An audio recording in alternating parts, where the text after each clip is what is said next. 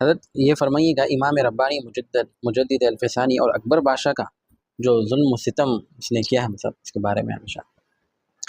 جیسا کہ ابھی تھوڑی دیر پہلے بھی اس کی تھوڑی سی وضاحت ہوئی تھی۔ جی جی بات دراصل یہ ہے کہ اللہ تبارک و تعالیٰ نے حضرت امام ربانی رحمۃ اللہ علیہ کو دین کی تجدید کے لیے پیدا فرمایا، جیسا کہ ایک روایت یہ بھی ملتی ہے، امام جلال الدین سیوطی رحمۃ اللہ علیہ کی ایک کتاب میں ذکر کیا جاتا ہے کہ اللہ تبارک و تعالیٰ ایک شخصیت کو پیدا فرمائے گا اور وہ صلہ ہوگا مخلوق کے درمیان میں، اللہ تعالیٰ کے درمیان میں، یعنی مخلوق کو خدا سے جوڑنے والا ہوگا۔ سبحان اللہ۔ تو اس حدیث پاک کی وضاحت اور شرح میں بڑے بڑے اکابر نے لکھا ہے کہ وہ صلہ کا مطلب حضرت مجدد الفسانی رحمۃ اللہ علیہ۔ سبحان اللہ۔ تو حضرت امام ربانی رحمۃ اللہ علیہ برائی اور خرابی کو دیکھ کر خاموش بیٹھنے والی یا سکوت اختیار کرنے والی شخصیت نہیں تھی۔ تو جہاں جہاں اکبر بادشاہ سے خرابیاں ہوئی آپ اس کا ذکر فرماتے تھے، اس کو روکتے تھے۔ اب جیسے ایک مشہور ترین واقعہ بیان بھی کیا جاتا ہے، مشہور ہے آپ کی سیرت پاک میں، اکبر نے اپنے درباریوں پر یہ لازم کیا تھا کہ وہ اسے دربار میں آ کر سجدہ کریں، تو جو لوگ آتے سجدہ کرتے، یہ لازم کر دیا تھا اس نے درباریوں پر۔ تو اب دیکھا جا سکتا ہے کہ اس کا دربار عام بھی ہوتا تھا سارے لوگوں کے لیے، مخصوص لوگوں کے لیے نہیں ہوتا تھا، سارے لوگ بھی آ سکتے اور سب اپنے دکھڑے وغیرہ اس کے سامنے سنا سکتے تھے، ضرورتیں اس کی جو بھی ہے۔ تو اس نے ایک مرتبہ حضرت مجدد الفسانی رحمۃ اللہ علیہ کو طلب کیا۔ حضرت امام ربانی رحمۃ اللہ علیہ، ویسے یہ صوفیاء کرام کی ایک خاص شان ہے، اہل بیت کرام کی شخصیتیں بھی ویسی ہی تھی کہ وہ شاہانہ وقت کے پاس جاتے نہیں تھے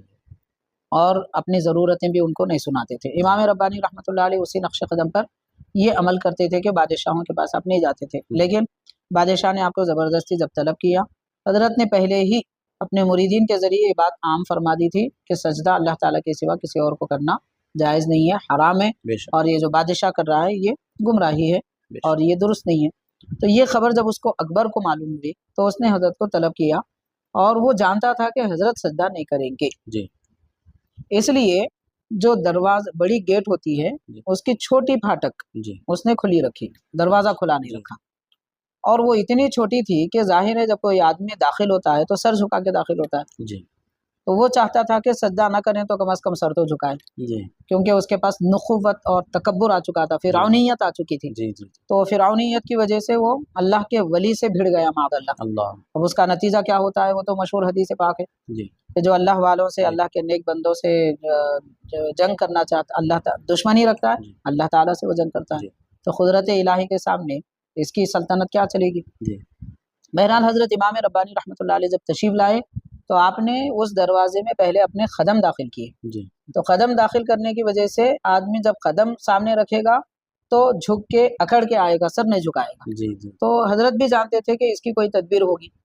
اب وہ اللہ والے ہیں، فراست باطنی سے دیکھتے ہیں، دل کی آنکھوں سے دیکھتے ہیں، تو حضرت نے یہ طریقہ اختیار کیا، تو یہ بات اس کو پسند نہیں آئی۔ بہرحال اس کی گمراہیوں کی وجہ سے حضرت امام ربانی رحمۃ اللہ علیہ حق گوئی فرمایا کرتے تھے، جس کی وجہ سے وہ نفس پرستی میں مبتلا ہو کر حضرت کے ساتھ یہ برتاؤ کیا جو نقصان آپ کو پہنچایا۔